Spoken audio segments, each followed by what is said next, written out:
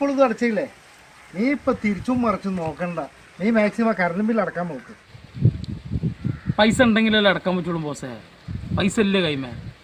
1000 റുപ്യ ബില്ല് പറഞ്ഞപ്പോൾ 3000 റുപ്യന് ബില്ല് ഒന്നുള്ളൂ. 10000 റുപ്യ. ഈ 10000 റുപ്യ അടക്കണേ കയ്യിൽ പൈസ വേണ്ടേ?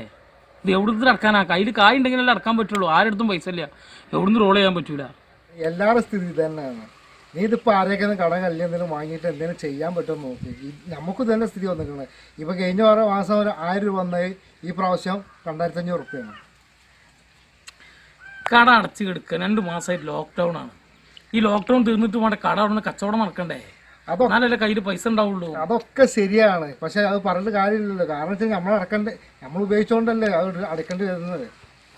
എന്താണ് ആരോട് പറയാൻ, ആര് കേൾക്കാൻ, എന്താ ചെയ്യാ?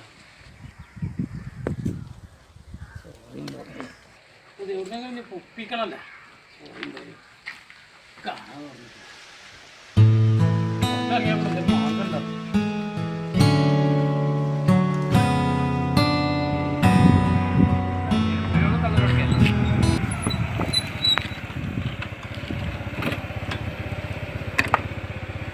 ഹലോ എടാ, ഇത് വരുന്നിട്ടോ, ഒരു 10 മിനിറ്റ് ടൗണിലേക്ക് അവിടെ തന്നെ നിന്നോ.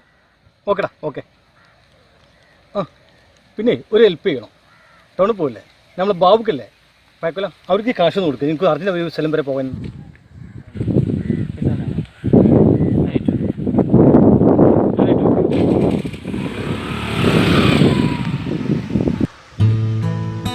ബാബുക്കാതിന് 2 ദിവസം ഇങ്ങോട്ട് കൊടുത്താലും മതി.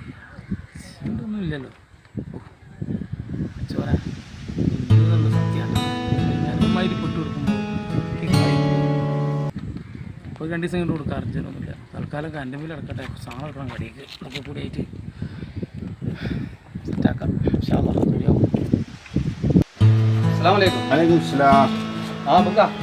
നാളല്ലേ മോളെ കല്യാണം? നാളാണ് മോളെ കല്യാണം. എന്തൊക്കെ ആയി? ഇപ്പോഴത്തെ നിയമങ്ങൾക്ക് അറിയില്ലേ, 50 ആളെ കൂടുതൽ കല്യാണത്തിൽ കൂടാൻ പാടില്ല. പിന്നെ ഞാനാണെങ്കിൽ കുറേ കൊടുത്തിട്ടുണ്ട്.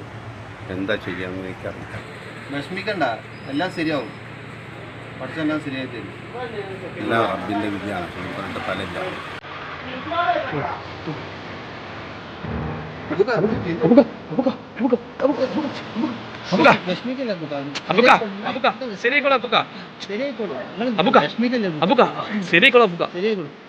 കുറച്ച് വെള്ളം എടുക്കണം. വെള്ളം എടുക്കും. വിഷമിക്കല്ലേ.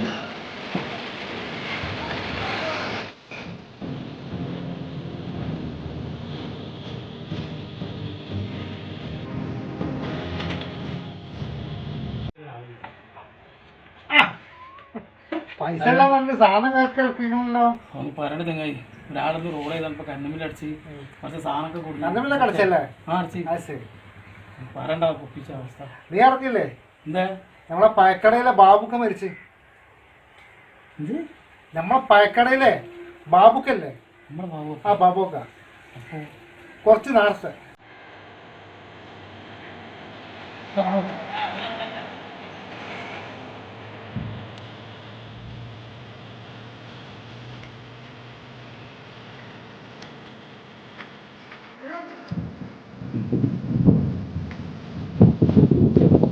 എനിക്കറിഞ്ഞല്ലോ ഇപ്പോഴത്തെ സിറ്റുവേഷൻ. 50 പേരിൽ ആൾക്കാർ കൂടാൻ പാടില്ല എന്നാണ് സർക്കാരിൻ്റെ ഉത്തരവ്. ഈ ആ സാധുവാണെങ്കിൽ ഉള്ള ആൾക്കാരോട് അടക്കി കല്യാണം പറഞ്ഞു. ഇതൊക്കെ കിട്ടിയിട്ട് വേണ്ട മൂപ്പര മോളെ പറഞ്ഞേക്കാന്ന്. അതിൻ്റെ ഇടയ്ക്ക് ഈ ലോക്ക്ഡൗണും വന്നു. ഇതൊക്കെ കൂടി ആലോചിച്ചിട്ട് മൂപ്പർക്ക് പ്രഷർ കയറിയിട്ട് അറ്റാക്ക് വന്നതാണ്. എന്ത് ചെയ്യാനല്ലേ മനുഷ്യൻ്റെ ഒരു കാര്യങ്ങൾ.